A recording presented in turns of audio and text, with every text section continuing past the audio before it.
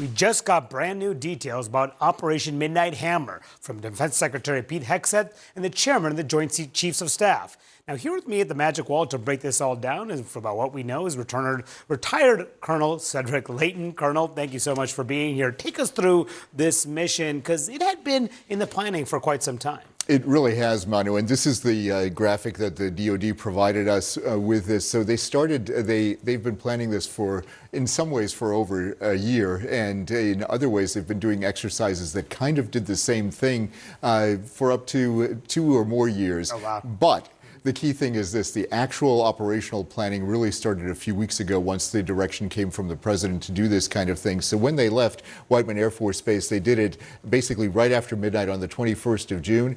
And then they came through and struck the targets in Iran about 18 hours later, 18 hours and 19 hours later. And they hit the 3 sites that we've been talking about before.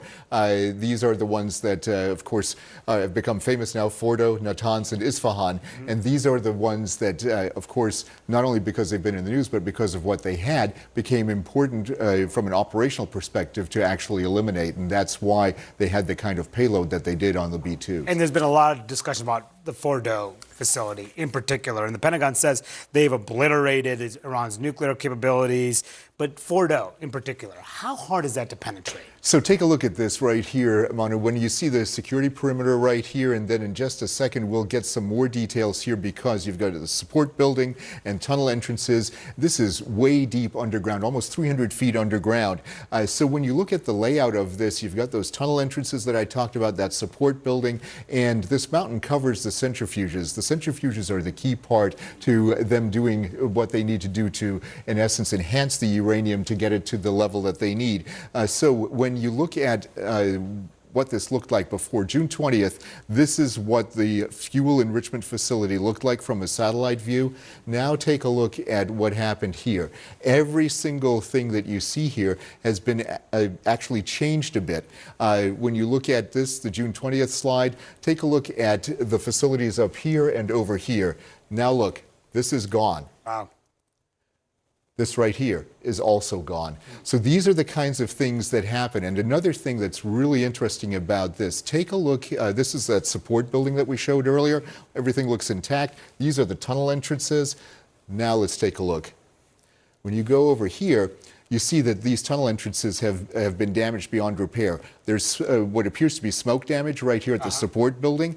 And then when you look here, see these things right in this area right here. These are penetration holes right where the bombs hit. And when you look at, there's actually a further one when you go this way, right up in this area, right here, which shows that there are very key, precise impacts that they struck. And the idea here was to get at the centrifuges and use it with multiple bombs so that they could go down deep enough to eliminate the possibility of them even enriching the uranium. And we'll see if they've done that. The Pentagon says this thorough evaluation is still ongoing. And meantime, there's this concern, real concern about retaliation from the Iranians against U.S. assets in the region. There are a lot of them, tons, thousands of troops as well. Yeah, basically 40,000 troops throughout the Middle East, Manu, and especially concentrated in the Persian Gulf region. And what's across the Persian Gulf? Iran itself. So that means that it's within missile ranges of not only the long-range missiles, obviously, but short-range missiles as well, that the Iranians could easily lob into the areas such as the United Arab Emirates, Qatar, Bahrain, Kuwait, and Iraq. So those are the kinds of things that our forces have to worry about from a force protection standpoint. But each one of these areas really makes it very clear that every single one of our troops is definitely within range, but that doesn't mean that they can't defend themselves. They will be able to defend themselves if the proper measures are taken and if we have the right intelligence when it comes to Iranian intentions. Yeah, that's everything that the U.S. is watching for right now, that next step that the Iranians may take. Colonel Leighton, thank you so much for breaking this all down for us. You bet, Manu. Wolf, back to you.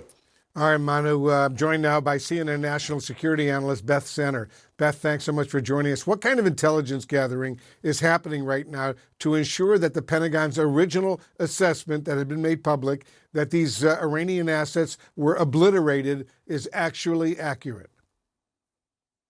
Right. So there are going to be multiple different kinds of sensors and overhead imagery, as well as trying to maybe listen in on what people are saying. The Israelis have a human network of spies. So all of these things will come together in the intelligence community. We call it all source intelligence. We're taking things in from everywhere we can to put together a picture of what happened inside that hall. But in addition to that, everybody, at least all of us on the outside, are asking the question, where is all of Iran's highly enriched uranium and their centrifuges? Can we say that with these 3 sites hit, that there aren't other that HEU, enriched uranium, and the centrifuges haven't been secreted away to covert facilities that I would say we would be crazy to think they didn't have, to use a double negative. The U.S., as you know, Beth, is now in a heightened state of alert in the region for possible retaliation. How is the U.S. intelligence community now monitoring any potential Iranian-related threats? Well, a couple of different ways. Again, looking at all the groups that are very well known, that have been tracked over many years because they have attacked US troops throughout the region for, a long time. And we are also, I'm sure, working with our liaison partners in these countries. For example, the Iraqis have been fantastic partners.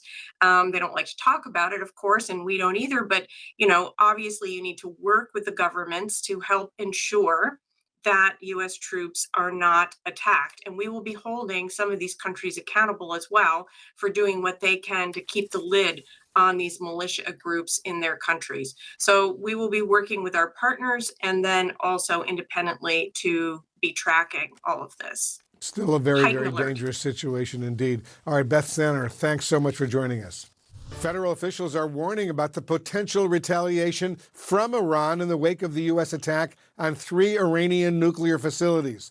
This morning, Iran's foreign minister warned that they have to respond, and the U.S., quote, crossed a very big red line, end quote. Joining us now, CNN's Homeland Security analyst, Juliet Kayyem. Juliet, thanks so much for joining us. What do you think? What are Homeland Security officials doing right now under this heightened alert? How concerned are they? They are concerned. We are hearing that there's going to be more focus on the domestic intelligence side of potential Iranian sleeper cells. We don't know to what extent they are formed and ready to activate, but it is something worth watching. We've talked a lot about the denigration of Iran's capabilities to launch major attacks in the United States, what happened to Hezbollah in Syria. But nonetheless, it's that those capabilities have not been eliminated. Focus on the potential homeland security threat, different than a threat against U.S. interests abroad. And that will include internal investigations as well as, of course, a focus on border crossings. President Trump's former Secretary of State, Mike Pompeo, is warning that the attack could have Iran activate what are called sleeper cells. Is that the biggest concern for potential retaliation from Iran? I think it's the biggest homeland security concern, but I don't think it's the most likely scenario. From Iran's perspective, going after U.S. interests abroad is going to be easier. We have lots of troops there. We have lots of U.S. interest abroad, including in the Straits of Hormuz. So it's going to be easier for them to launch attacks. But we would be silly and naive to think that Iran had not thought through day 2 planning. They knew that this was coming either from Israel or us.